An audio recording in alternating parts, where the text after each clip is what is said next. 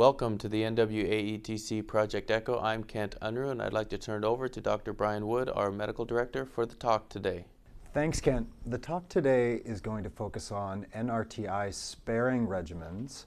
This is a topic that has come up a few times here on ECHO, and this talk was requested by some interested participants. So I'll do my best to review the data.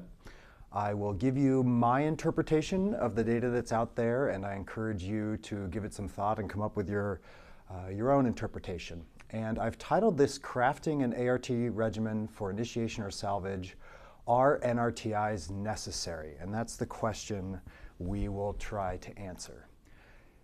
What I'm going to talk about is NRTI-sparing regimens first for treatment initiation, so for treatment-naive patients. Second, some data for switching to an NRTI-sparing regimen for maintenance therapy in individuals who've been on ART and are already suppressed. Third, NRTI-sparing regimens for salvage. And then finally, some future questions and directions. I'd like to acknowledge this really nice, well-written and thorough review of NRTI-sparing regimens written by Dr. Amit Akra and Dr. Mark Boyd from Sydney. This is a really nice, thorough review, and I would encourage you to take a look at it for some more detail.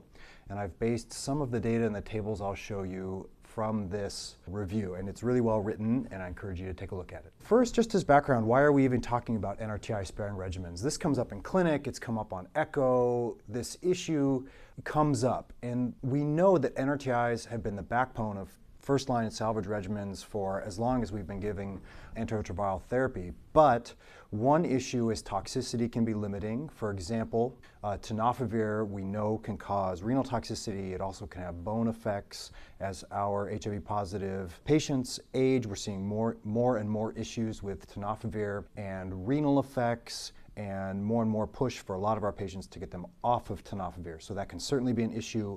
Abacavir is an option for many, but not all patients. Of course, those who are HLA B5701 positive absolutely should not get abacavir. There's controversial data, as we've talked about here on ECHO, for cardiovascular effects of abacavir, but there may be patients for whom you want to avoid it for that reason. We talked about a case here on ECHO just recently of an individual who seemed to maybe be developing early tenofovir renal toxicity and had a history of multiple ischemic cardiac events. So for that person, for example, it may be ideal to avoid both tenofovir and abacavir. And then, as you know, the older NRTIs have many short and long-term side effects that make them less than ideal. The other issue for some very treatment-experienced individuals is resistance. For example, resistance to tenofovir or abacavir may preclude their use and may cause you to be searching for an NRTI-sparing regimen or a regimen that includes perhaps 3TC or FTC, as we'll talk about a little bit more, but spares tenofovir and abacavir. So with that background, we'll talk first about data for NRTI-sparing regimens as initial therapy. And this first table is protease inhibitor containing dual regimens for initial therapy. And these are summaries of the trials that are available with, on the far left, the study name. In the next column to the right, the NRTI-sparing regimen. In the next column, the comparator arm. Then the number of individuals overall in the trial, how long of follow-up we have data for, a summary of the efficacy, and then a list of the major outcomes and issues. And what you'll see in these first three trials, so actually this whole table is protease inhibitor plus integrase. These first three are boosted darunavir plus raltegravir, which in theory should work really well. You have the very potent once-a-day protease inhibitor and boosted darunavir, and then again, these are all trials in treatment-naive individuals, so there's no integrase experience. You would think raltegravir, if taken, 100% would work really well. So there was a lot of optimism that this combination would have good results. In reality, there have been a lot of issues with it and very disappointing results. This first trial here, NEAT-ANRS 143, was presented at this past CROI. This is a phase 3 trial that compared boosted darunavir with raltegravir as a dual therapy NRTI-sparing regimen to the more traditional recommended boosted darunavir plus 2 NRTIs with 805 patients and 96-week follow-up, and overall found the two arms to be statistically non-inferior, but what was presented at CROI last year was there were more virologic failures and more resistance in those individuals with advanced disease, and that being a CD4 count below 200 or a viral load above 100,000. So statistically non-inferior, but a lot of concern, especially in individuals with advanced disease. Now, RADAR was a similarly designed trial, but much smaller, only 83 participants in that trial, and the 48-week data was published in PLOS One this past summer, and it found the NRTI-Sparing regimen of boosted darunavir with raltegravir to be inferior to boosted darunavir with 2 NRTIs, primarily because of higher rates of virologic failure and treatment discontinuations. ACTG 5262 was another study of boosted darunavir with raltegravir, although there was no comparator arm. And with 96-week follow-up, we saw, as you see here in the efficacy column, a high rate of virologic failure. And as in the above 2 trials, there were high rates of resistance, primarily integrase resistance, in those individuals who had a viral load over 100,000. So you're hearing a theme here. So there are issues with these trials, and there is especially concern using these dual therapy regimens in individuals who have high viral loads or advanced HIV disease. Now, Progress, this next trial, looked at boosted lopinavir or Kaletra combined with the integrase inhibitor raltegravir as compared to the more traditional, though no longer recommended first-line regimen of boosted lopinavir with 2 NRTIs. And statistically, this was non-inferior, and this is some of the more positive data from these NRTI-sparing trials. However, the major limitation in this study, I think, is that there were very few participants with high viral loads. So if there had been more participants in this trial with advanced disease and very high viral loads, would it still have been non-inferior? I'm not sure we know, but that is a major limitation. And then Spartan looked at this rather unusual dose of unboosted atazanavir, 300 milligrams twice per day with raltegravir. So this would be a 2-pill twice daily NRTI sparing regimen as compared to boosted atazanavir with 2 NRTIs. And the trial was stopped early because the NRTI sparing arm was found to be inferior, and there were more virologic failures, more resistance, which was primarily integrase, and there was more hyperbilirubinemia and jaundice in the NRTI sparing arm. This trial continues other protease inhibitor containing dual regimens that spare NRTIs, and here we're looking at a boosted PI with a non-integrase. This first trial, ACTG 5142, is boosted lopinavir with efavirenz, and then we get into 3 trials with boosted darunavir and maraviroc. So this first one, ACTG 5142, looked at boosted lopinavir with efavirenz as an NRTI sparing arm. Of note, the boosted lopinavir dose was increased because of lowered levels by efavirenz. So it was a very high Kaletra dose, as compared to boosted lopinavir with 2 NRTIs or efavirenz with 2 NRTIs. And it was a rather large trial with long-term follow-up. And overall, the NRTI sparing arm of boosted lopinavir efavirenz was statistically non-inferior, but with some caveats. Primarily, those individuals who did develop virological failure on that NRTI sparing regimen were more likely to develop resistance or to have resistance found at the time of virological failure. And there was more hyperlipidemia in the NRTI sparing arm. So certainly some issues there, in addition to the high pill burden.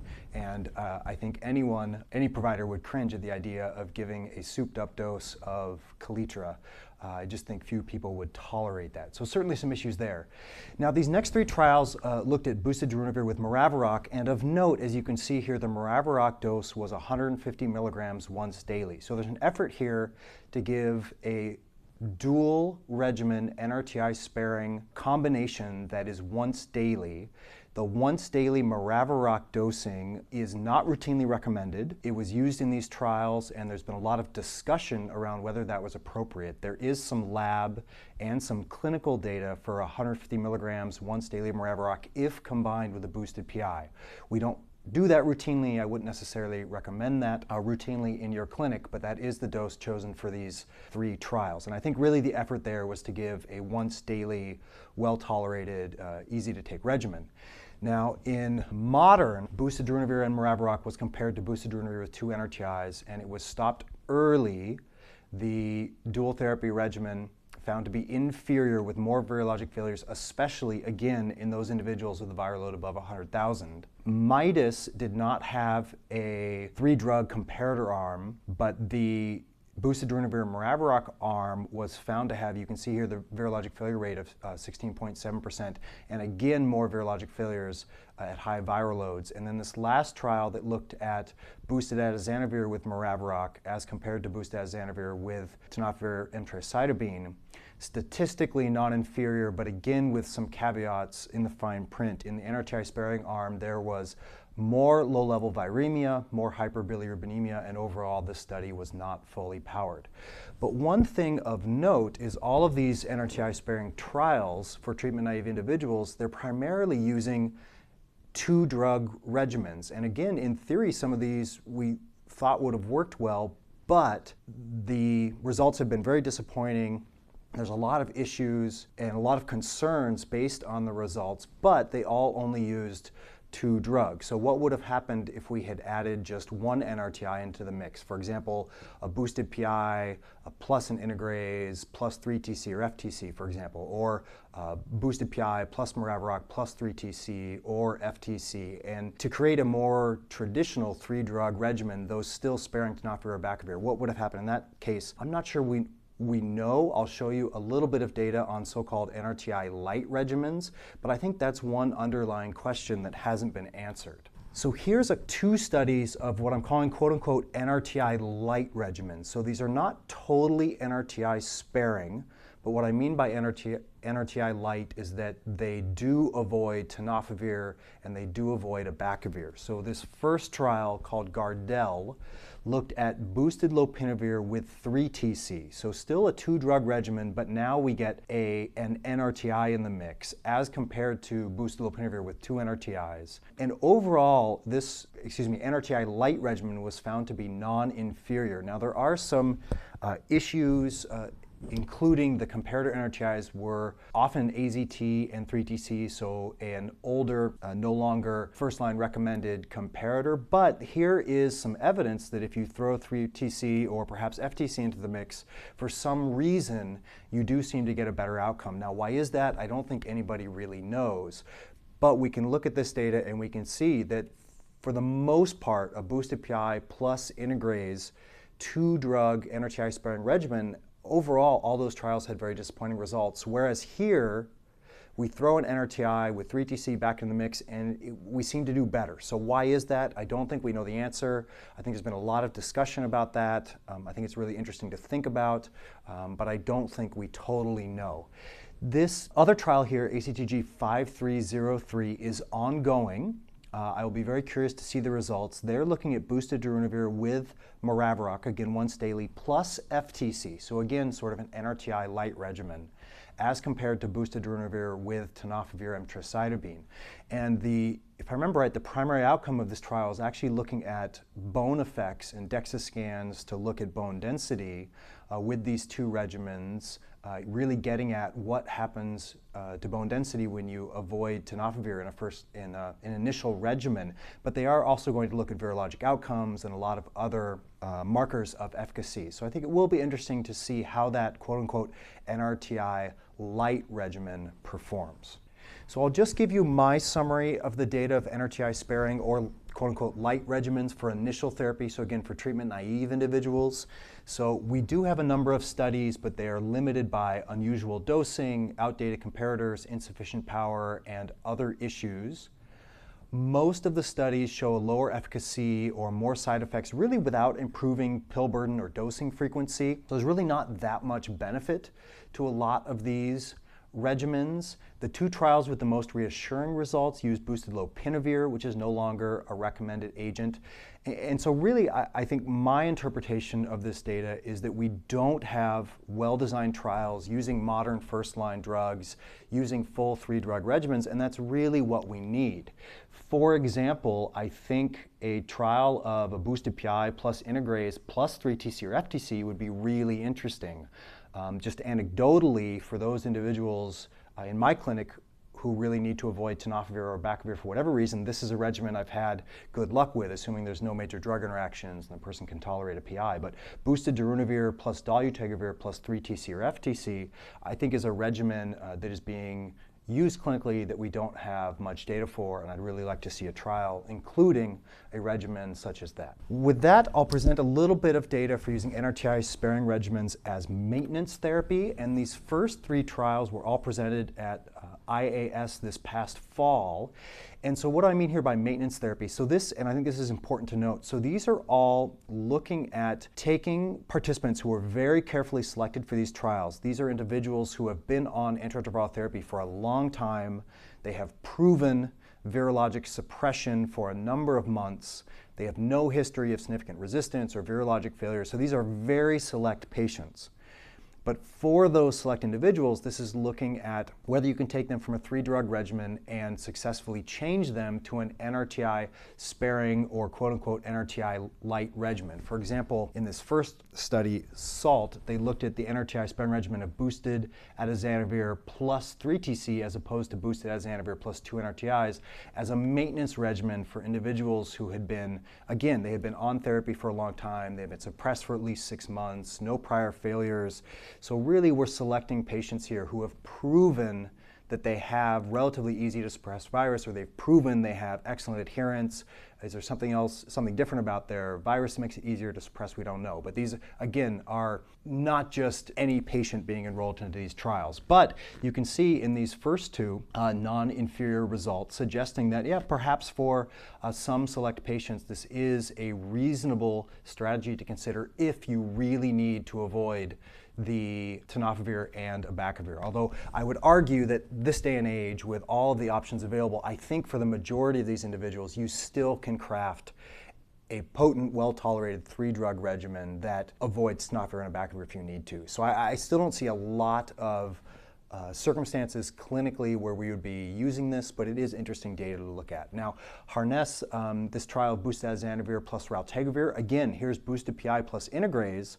This is switching suppressed patients for maintenance, and again, this didn't work. So what is it about the boosted PI plus raltegravir that's causing it to fail? Is it poor adherence to the twice-daily raltegravir? Is it some drug interaction we don't totally understand? I don't think that question has been answered.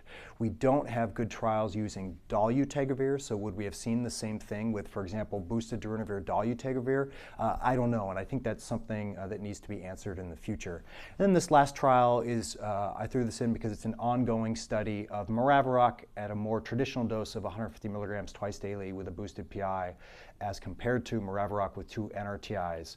Again, for switching for maintenance, and we should have some preliminary, at least preliminary data from that trial soon. So with that, I'll switch to the topic of whether or not NRTIs are necessary for salvage, and I'll present data from a few trials. I don't think the answer of whether NRTIs are absolutely necessary for salvage has fully been answered, but I'll show you the data that's available, and I'd be curious to hear from you how this will affect what you will do in your clinic. Now, the first trial, called Options, was presented at CROI 2013, and this trial looked at individuals who had virologic failure on a boosted PI. They also all had NRTI and NRTI experience, and they helped craft salvage regimens with at least 2 active agents, and they helped plan what would be sort of optimized background therapy with optimized NRTIs. In general, this gets at this term of recycling NRTIs and whether or not NRTIs, for somebody who's failing therapy, whether or not NRTIs should be quote-unquote recycled even if there is resistance. So is really what we're looking at here is a salvage regimen with at least 2 active agents, plus they help design optimized background regimen or recycled NRTIs. And then what they did, I think this is a really clever design, is they randomized the participants to either get those NRTIs, those recycled NRTIs, or not. So all of the participants had at least 2 active agents, and then half were randomized to get the recycled NRTIs and half were randomized not to. And what you can see here in the overall efficacy is that the 2 arms, one with recycled NRTIs, one not, were found to be non-inferior. There was some fine print in the trial, for example, greater mortality in the NRTI arm, which I don't think we know what to make of, and it's hard to know if that's clinically significant or not. My suspicion is it's not. And the trial was only powered to detect 15% non-inferiority, so there is some fine print there, but I think this is probably the best study to date looking at whether quote-unquote recycled NRTIs are absolutely necessary for salvage, and this trial would suggest that they are not. Now, second line also looked at individuals with a history of virologic failure. In particular, this study looked at those individuals with NNRTI failure, and these folks did not have any, I believe they did not have any integrase exposure in the past, and I believe boosted lopinavir was a new drug for all of them as well. So this trial is probably more pertinent to resource-limited settings where you have individuals who are failing NNRTIs, they've never seen a boosted PI or integrase before, and perhaps this would be an effective two-drug regimen. Perhaps wouldn't even need a genotype because individuals have not been exposed to these drugs before, and perhaps this would be just as good as giving, for example, boosted PI with recycled NRTIs. And in fact, they did find these two arms, boosted lopinavir with raltegravir as compared to boosted lopinavir with 2 or 3 NRTIs, to be statistically non-inferior. Now, there are some concerns about this trial. It was open label. Genotype was not absolutely required before making a change to one of these salvage regimens, although when I looked through the data from this trial, it looked like most individuals did get a genotype. There were high rates of 184V and other NRTI resistance mutations. The trial also included AZT, which in a lot of settings we're trying to get away from using, except in unique cases.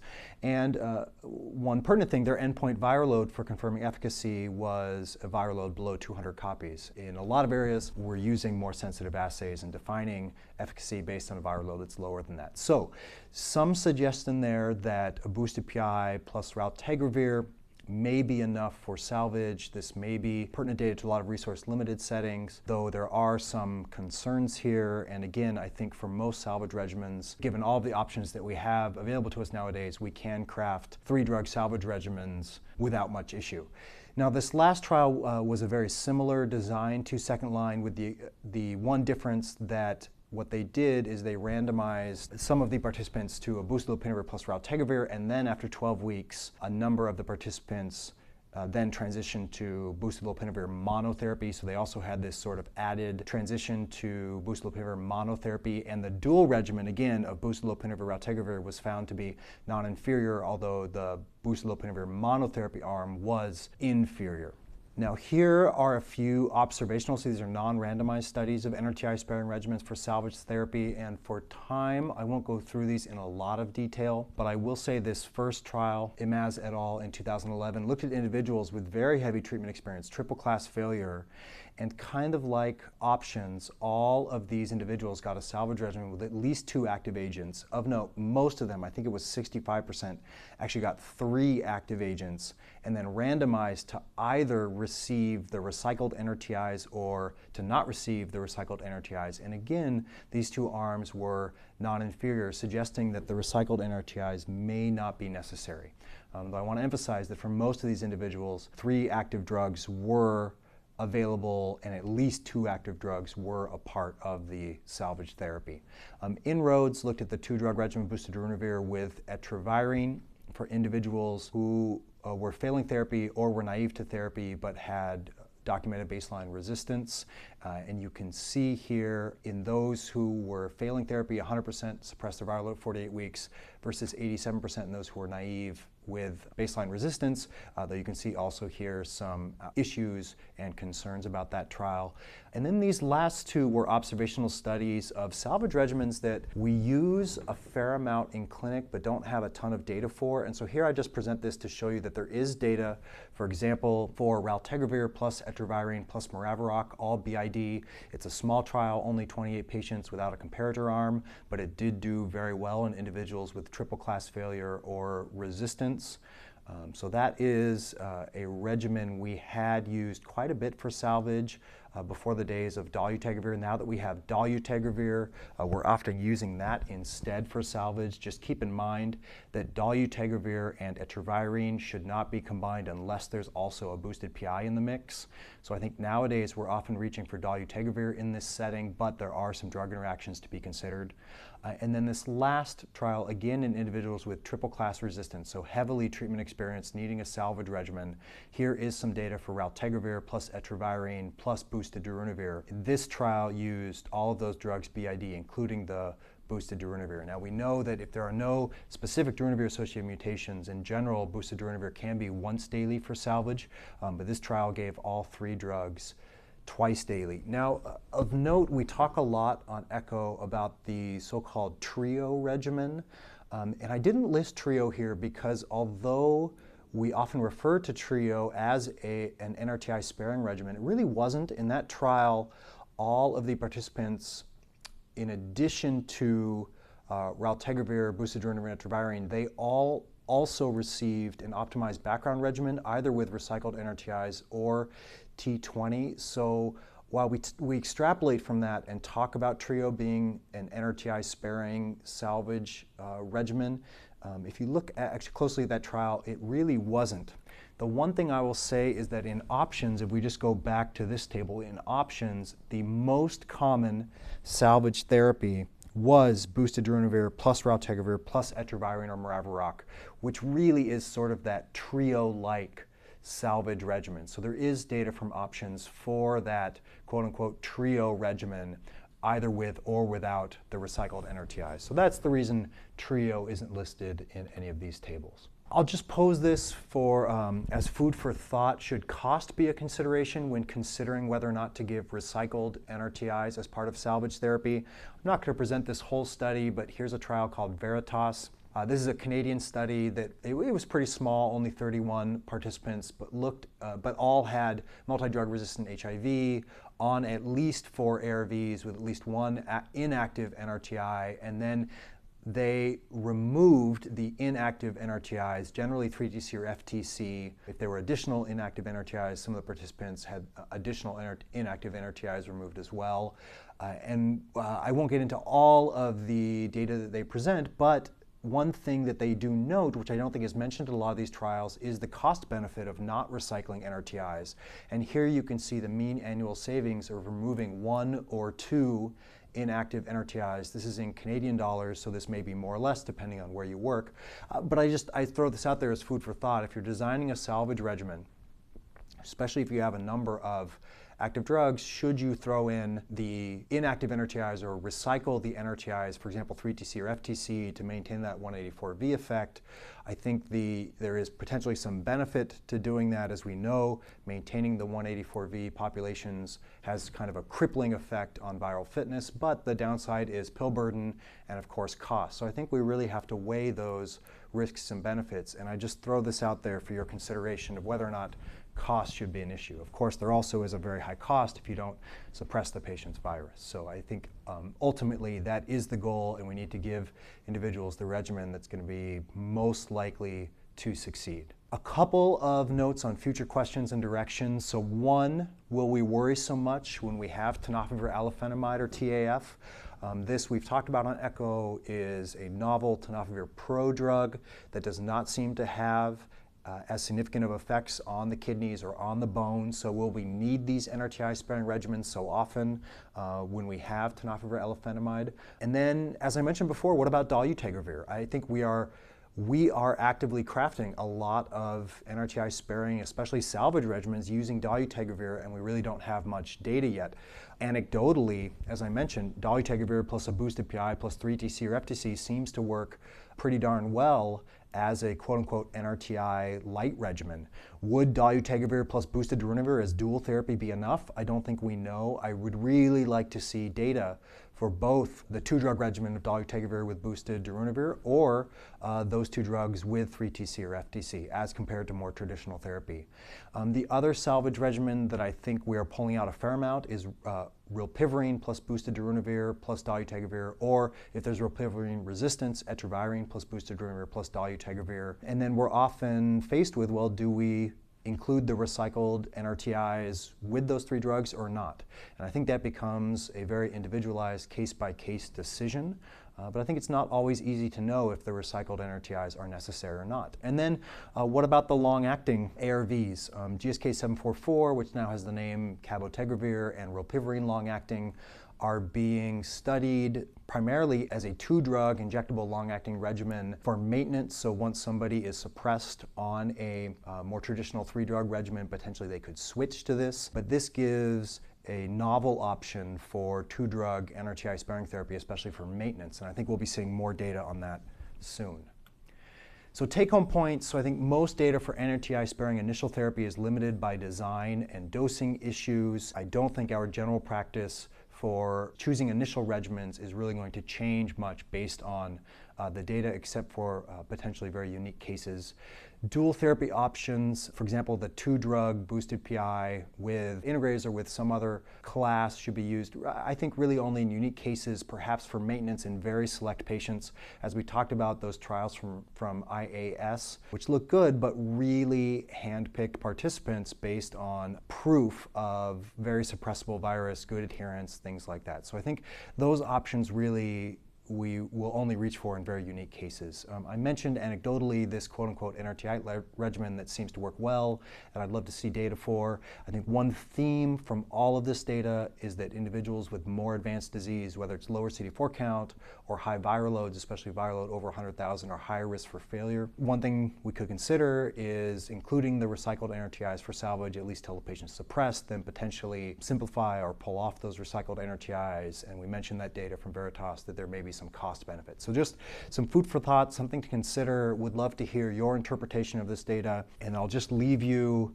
with a sample case to think about. So I think this is a not uncommon clinical scenario. So this is a patient previously treated with multiple NRTIs, efavirenz, and boosted lopinavir, which is Kaletra. They transfer care to you.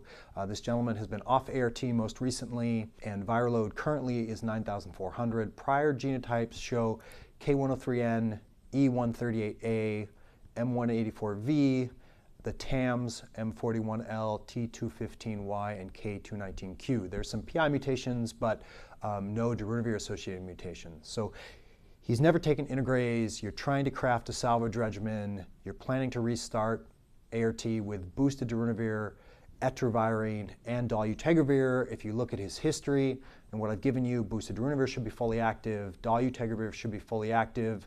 There's going to be low-level etravirine resistance with that E138A. So etravirine, not fully active, but pretty darn close. So here's my question for you. Would you add 3TC or FTC to this regimen? I don't know that there's a right answer. I gave you a couple of options here. Yes, would add indefinitely. B, yes, would add until viral load suppressed, then withdraw the 3TC or FTC. C, no, would not add, would just push through with boosted darunavir, etravirine, dolutegravir. The other option here, which I didn't present, was checking a profile and potentially using Maravirox. That's certainly another option to consider. But I don't think we know the answer here. I think if you're going to choose these 3 drugs, boosted darunavir is very potent with a high barrier to resistance, as is dolutegravir. Etravirine here would be the twice-a-day drug. It's not fully active, but only has low-level resistance. So would you include 3TC or FTC, the main benefit being maintain that M184V effect on viral fitness, the downsides being pill burden and potential adherence issues? I don't know there's a right answer. I'd love to hear what you think. I think clinical practice varies, but why don't we leave that there, and would love to hear your thoughts.